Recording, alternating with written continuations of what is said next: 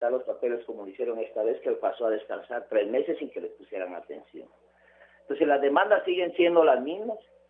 La actitud que asumieron tanto el presidente como la del Congreso, por supuesto, respetuosos, con el afán de que pueden llegar a cumplir nuestras peticiones, pero hay que entrar a ese orden del solayamiento. Ya lo miraremos en el camino porque nosotros vamos a empujar nuestra propuesta, nuestra agenda, que es efectivamente transformar el país con las propuestas que estamos pidiéndole al gobierno.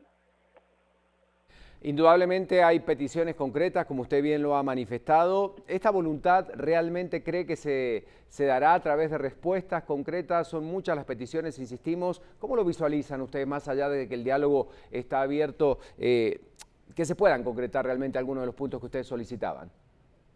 Bueno, por lo menos le quiero comentar que, tenemos complicaciones para conseguir el presupuesto para los 300 millones que estamos solicitando como parte de una propuesta que tenemos para desarrollar a las familias campesinas, ¿no? Eso es complicado conseguirlo. El tema de la discriminalización o la criminalización, de agotar el tema de la criminalización, el presidente a través de la comisión presidencial se comprometieron a tener autoridades del Ministerio Público, el organismo judicial, invitar a gente de la CICIG, de los derechos humanos, en torno a que el Estado debe de desprenderse de esa conducta del garrote que tiene desde hace 60 años. Cualquier cosa que hacen los campesinos lo ven mal, cualquier cosa. Si manifestamos, los sectores poderosos lo ven mal. Yo me recuerdo que cuando entró el CACIF a hacer un paro nacional el año pasado, ¿quién protestó por él? Nadie. A ellos tienen toda la libertad de tapar carreteras, también de tapar ríos, que es lo que más nos duele. Y en ese sentido le quiero comentar que avanzamos bastante, pero daremos una respuesta oficial pronto de los acuerdos que llegamos. Gracias, Francisco. Nosotros vamos a estar pendientes de lo que ocurre en las próximas semanas. El representante de Codeca hablando de estas marchas, hablando de estos acuerdos provisionales y, por supuesto, esperando lo que el gobierno tenga que dar como respuesta y los otros sectores que también están involucrados en las peticiones que realizaba este sector. Vuelta de página, pero hay más noticias.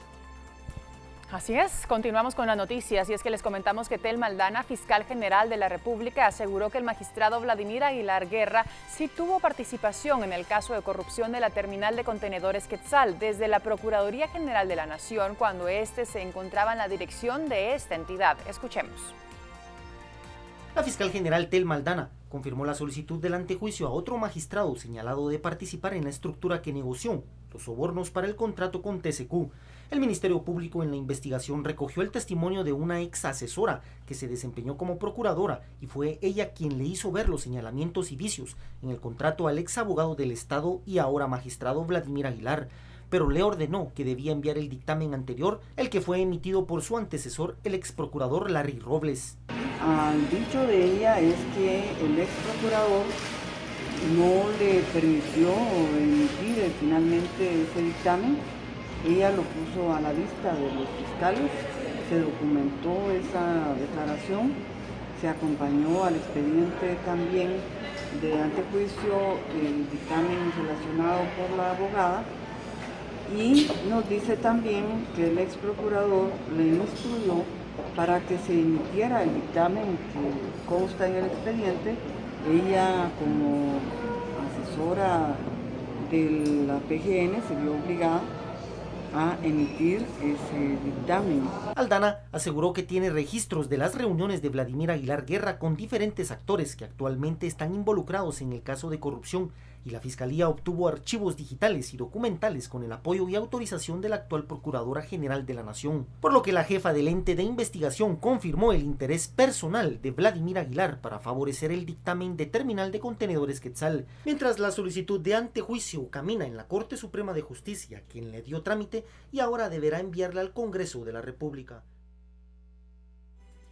Y luego que el Pleno del Congreso le retirara la inmunidad al magistrado Douglas Charchal, se puso a disposición del juzgado de mayor riesgo B y de esa forma poder evitar una posible orden judicial de captura en su contra. Juan Alberto Guevara, abogado del magistrado Charchal, dio a conocer que se presentó en el juzgado de primera instancia penal un memorial en el que notifica al juzgado de mayor riesgo B los lugares para poder ser localizados y recibir notificaciones para su defendido. Señalemos que de acuerdo con investigaciones realizadas por la CICIG y el Ministerio Público, el magistrado forma parte de la estructura del caso de corrupción TCQ.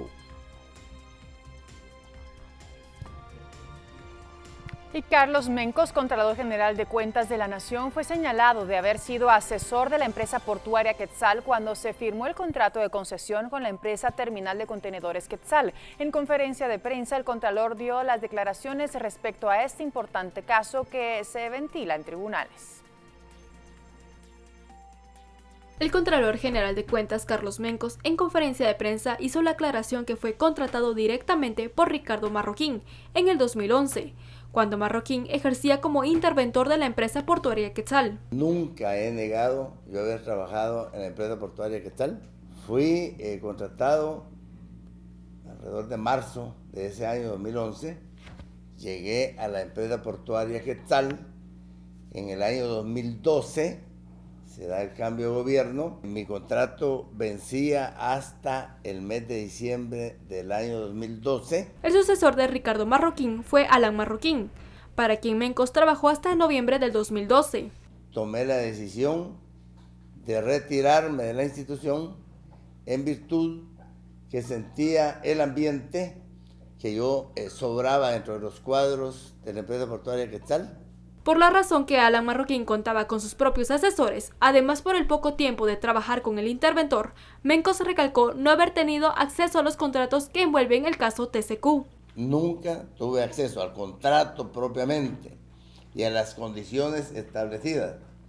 No estoy diciendo con esto ni señalando absolutamente a nadie.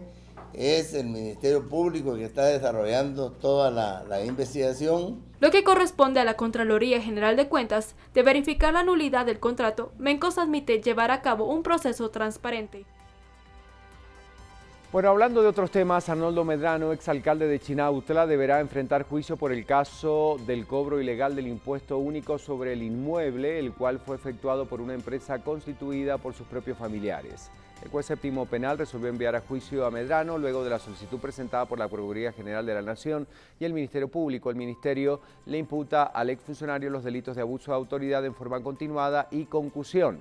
La Fiscalía a cargo del caso expresó que la empresa que se utilizó para trabajar con estas municipalidades y cobrar el impuesto se benefició con el cobro de 1.8 millones en comisiones, mientras la defensa alega que el cobro fue legal por la decisión colegiada del Consejo. Atención con esto, esta es la situación que debería definirse con el famoso caso Medrano.